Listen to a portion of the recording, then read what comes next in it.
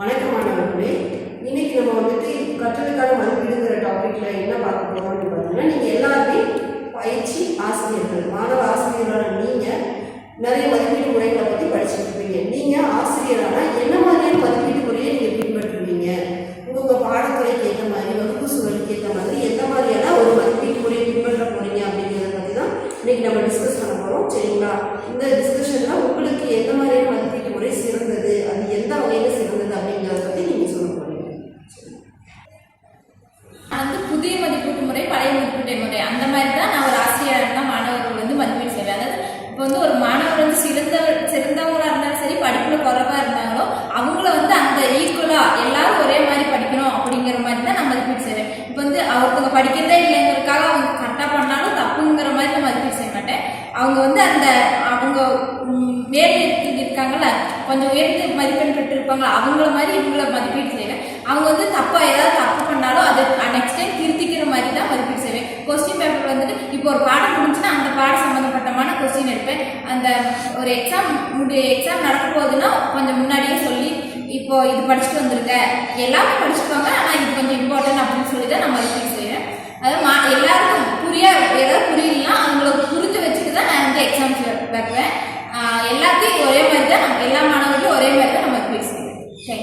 அப்போ ஒரு பாடம் இன்னைக்கு ஒரு சப்ஜெக்ட் எடுத்துக்கிற ஒரு பீரியட் முடிஞ்சதோ அந்த எடுத்த டாபிக் மூலமாக ஏதாவது ஆக்டிவிட்டீஸ், இந்த ரோல் பிளே அந்த மாதிரியெல்லாம் ப்ளே பண்ணி அவங்களுக்கு அந்த கான்செப்ட் புரிஞ்சிருக்கா அப்படிங்கிற மூலமாக நான் மதிப்பீடு செய்வேன். அப்புறம் இன்னைக்கு எடுத்த பாடத்தை நாளைக்கு ஒரு வினாவை 2 வினாவை யாரையாவது ஒரு கொஸ்டின் கேட்பேன். அப்போ தான் நெக்ஸ்ட் கிளாஸில் இவங்க நமக்கு நாளைக்கு கொஸ்டின் கேட்பாங்க அப்படிங்கிறதுக்காக அவங்க படிச்சுட்டு வருவாங்க. அந்த முறையில் நான் மதிப்பீடு செய்வேன்.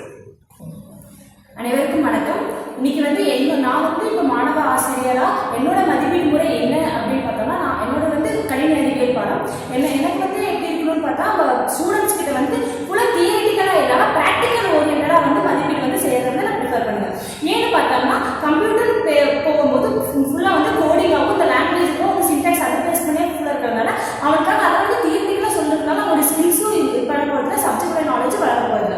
ஸோ அதனால் நான் ப்ராக்டிக்கலாக ப்ரிஃபர் பண்ணுவேன். எடுத்த உடனே மாணவர்களுக்கு கரெக்ஷன்ஸ் பண்ணுறதுக்கு ரொம்ப ஸ்ட்ரிக்டாக பண்ணக்கூடாது. ஏன்னா அதுலேயும் ஒரு நம்பிக்கையில் இழந்துவான். என்னதான் பண்ணாலும் இப்படிதான் பண்ணுறாங்க மிஸ், அதனால அவங்களுக்கு அதுக்கு மேலும் படிக்கிறதுக்கான ஆர்வம் அவங்ககிட்ட இருக்காது. ஏன்னா ஆரம்பத்திலே கொஞ்சம் ஈஸியாக பண்ணால் பரவாயில்ல, தப்பு இருந்தாலும் சரி, இருந்தாலும் இது கொஞ்சம் மாற்றிக்க சரி நம்ம இருந்துச்சுன்னா என்கரேஜ் பண்ணும்போது அவன் அடுத்த ஸ்டெப் நெக்ஸ்ட் லெவலில் என்கரேஜ் பண்ணுவான். நம்ம எப்பயுமே இது பாரு அவங்க அப்பா கரெக்டாக எழுதிருக்காங்க, அதுக்கு அப்படி பண்ணியிருக்காங்க, சரி கம்பேர் பண்ணாலும் இப்படிதான் அவங்க சரி எக்ஸாம் இதுவும் பண்ணோம்னா குழந்தைகிட்ட மேலும் படிக்கிறதுக்கான ஆர்வம் அவங்ககிட்ட இருக்காது. அதனால் எதுவும் இருந்தாலும் கொஞ்சம் ஃப்ரீயாக ஈஸியாக இருக்க மாதிரி அவங்களுக்கு கொண்டு போகணும். இப்போ கொஸ்டின் பேப்பர் பார்த்தோம்னா எடுத்துகிட்டு கஷ்டமாக கொண்டு போகக்கூடாது.